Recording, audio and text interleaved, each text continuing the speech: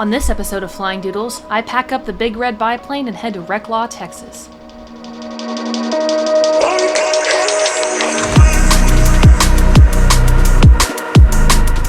Reklaw is a popular fly-in in East Texas, with countless airplanes and campers attending over the weekend. It is a grass strip runway on a private property owned by the late Dave Mason and Marcia Mason. His memory lives on in all of the happy faces and beautiful airplanes that continue to attend year after year. Reklaw isn't exactly known for being the easiest landing strip. With a huge divot in the middle of the runway, it can be hard for pilots to know where to land in either conventional or tricycle gear airplanes. If you don't hit it just right, you can always go around. On this episode, due to the busy nature of Reklaw, I was only able to get some short interviews and I had some audio quality issues due to all of the noise. For that reason, I've combined a couple of flights for you all to enjoy.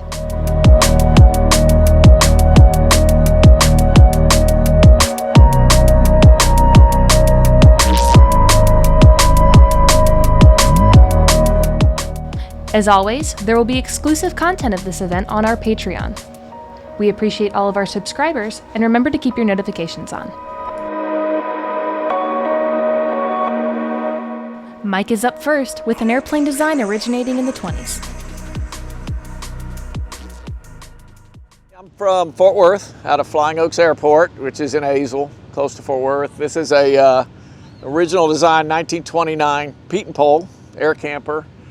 This one was built in 1984 and built by a man named Bob Rowe. He built 4 Pietenpols, 2 wood frame and 2 steel fuselages. This is a steel fuselage. I bought this off of Craigslist.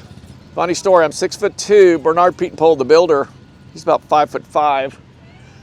I didn't even climb into this airplane till I got it home. And I climbed in and I went, uh-oh. It's a tight squeeze. My knees barely fit behind the instrument panel, but it flies really good. It's got a Continental 85 horsepower on it, and this is my first cross-country flight in it, and a little bit scary, I will say. I'm not a high hour pilot. I have 125 hours, so yeah. How long was your flight?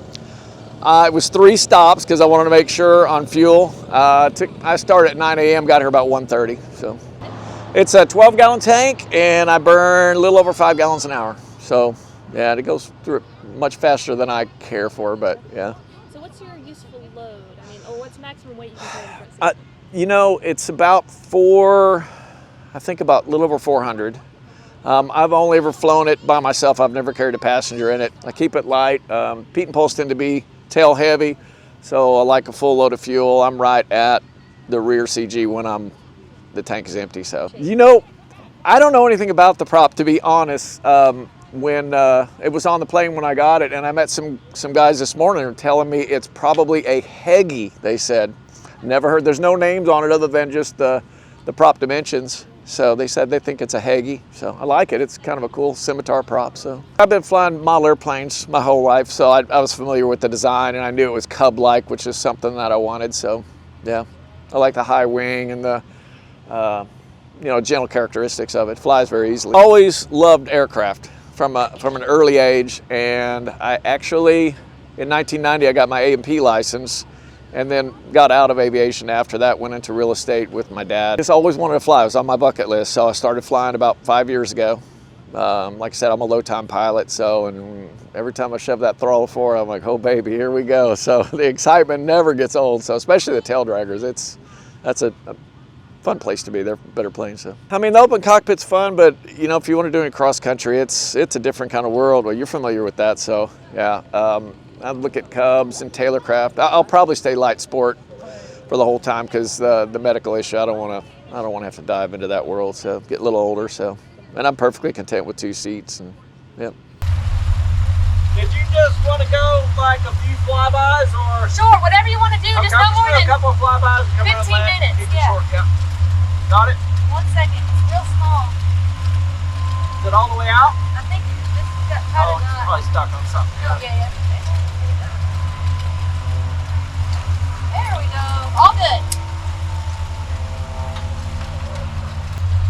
Hey, Seth. Go. Pull it through about 4 times. 3, like 4. Bag off. Bags are off. Okay. Brakes are on.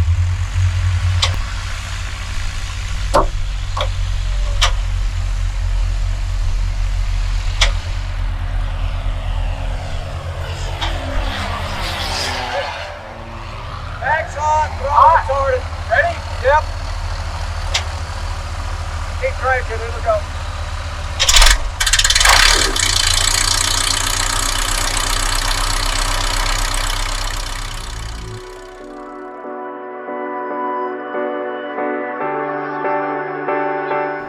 This Pietenpol doesn't have an intercom, so I shortened the flight footage.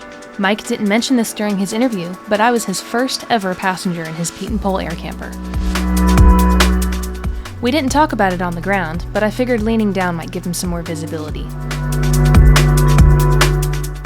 Rule number 1 of wearing a baseball cap in an open cockpit, make sure it's backwards. Mike had some great situational awareness and knew to fly the plane first. The Pietenpol air camper has a maximum speed of 100 miles an hour, stalling at 35 miles an hour, and on a cool day, climbs at 500 feet per minute. At a first look, the Pietenpol looks like a biplane without the bottom wing. That's called a parasol design. The aircraft was designed by Bernard H. Pietenpol, first flown in 1928.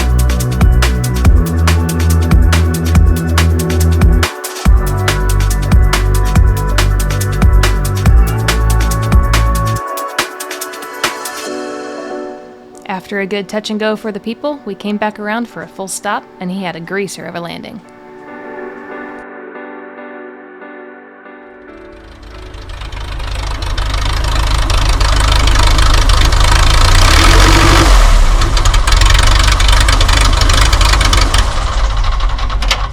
Yay! Thank you.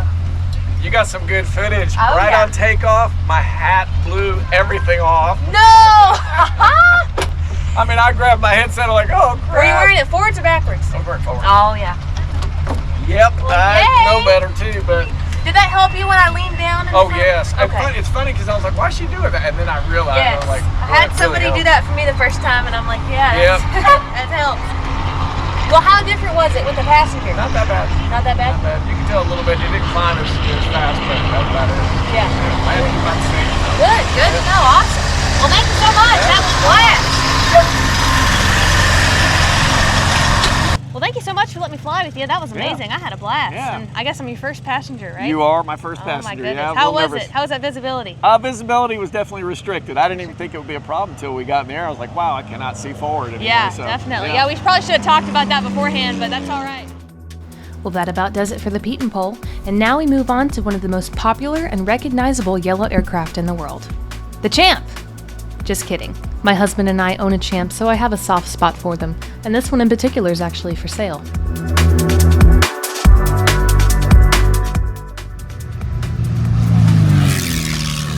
All joking aside, our next airplane is my very first love in aviation.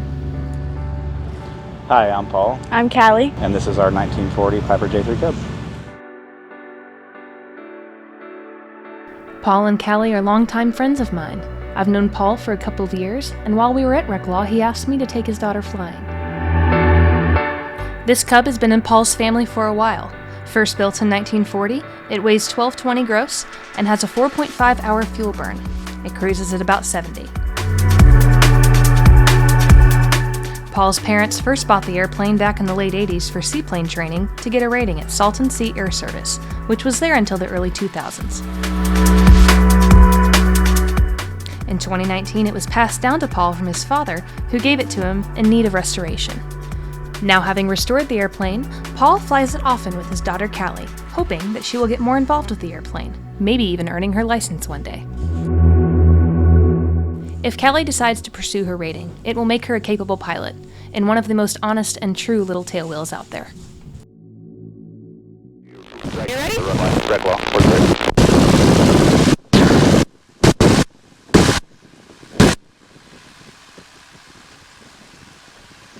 Oh, it's bumpy. Alright, we rotated. I'm going to give her stick down, build up airspeed, and then slowly climb out.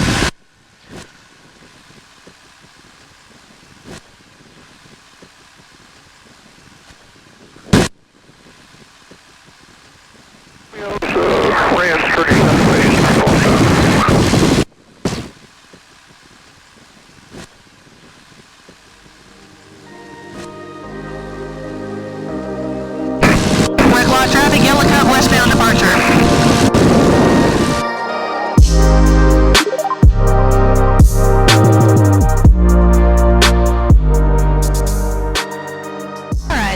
about 1,000 feet. I'm gonna lean back a little bit on that RPM, just to the cruise speed here. Alright, you got the airplane. Wiggle the stick, you wiggle it back. And don't be afraid to really get in there. There you go. So how much do you know about actually flying? How often have you actually flown? I don't know too much about it. My dad just gives me the stick sometimes and tries to make me do it. Okay. So what we're gonna do here, so we're headed straight south right now. So let's hold her straight and level. So you got those rudder pedals on the ground. She's got heel brakes, so you don't have to worry about brakes or anything on those rudder pedals. So you see that, you have a ball. Do you not have a ball? You don't have a ball, that's okay.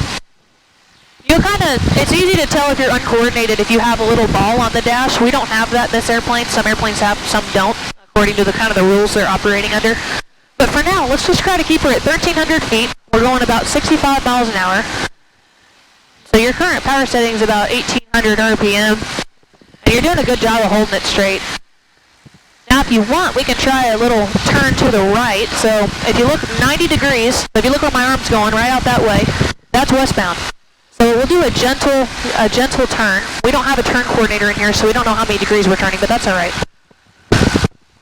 No better way to learn in an airplane like this. And this feels pretty coordinated to me, and you maintain that coordination with the rudders pretty well. Now, do you know what your rudders are doing? Do you know what they do? No, okay. Rudders control yaw, so it's basically this movement of the airplane. Your ailerons control bank, so we're right about there, so go ahead and roll out. So those ailerons are controlling the bank of the airplane, so go ahead and play with that for a minute. Don't touch your rudders for a second. Get your feet off your rudders. Now just feel the airplane. See how it doesn't feel right? See how your nose is kind of wallering around? Now if we add rudder, let's say we're going to turn to the left. See how the airplane is turning in a way that is a little more coordinated? It's not really fishtailing around as much. So if you want to try a turn to the left, just give it a little rudder, and then lead in with your rudder, and then give it a little aileron. And you'll know if you give it too much. Now we're diving. Not a problem. Really easy fix. Just pull up on that stick a little bit right there.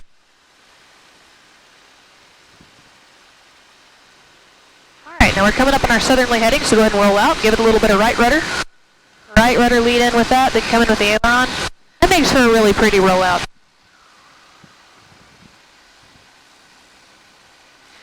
Now, have you taken a flight lesson yet? I've taken one. Took one, okay. Yeah, typically before you start, you'll do some ground school, kind of explaining a lot better than what I did today. Kind of the aerodynamics of an airplane and what all these instruments do and say. But I would say definitely don't let anybody pressure you into this, into doing this. If it's not something you're passionate about, or it's not something you think you could be passionate about, then there's no point. You know what I mean? You'd be wasting your time. Yeah. But if it's something you do decide to do, and you just have a problem understanding, learning from somebody, be it a family member or even a specific instructor, don't be afraid to look for other ways to learn something.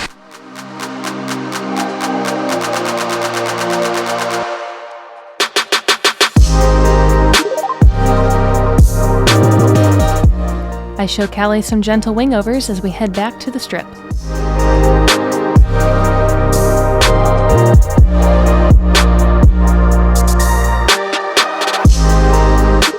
As we come in for landing, I urge her to shadow me on the controls so she can feel what I'm doing.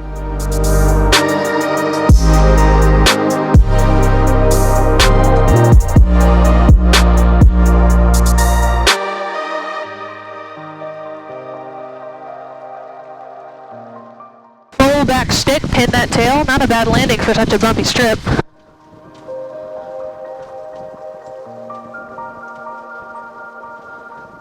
There you go. That was pretty good. Thank you. Not bad. Better than the one I had in the Waco coming in. Well, hopefully the video stuff wasn't too much pressure. I hope you had fun. I did. Thank you. Yeah, absolutely. Thank you guys for letting me fly it.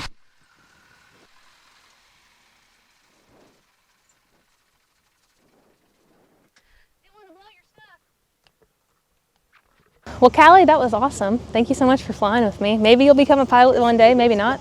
Either way, you can enjoy it, right? That was awesome.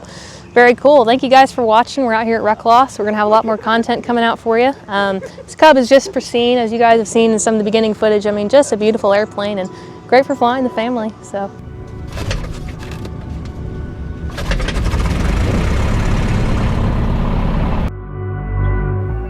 What took me 4 hours to shoot condensed down into about 15 minutes of footage. Regardless, thank you guys so much for watching, and I hope you enjoyed my coverage of Reklaw for 2024.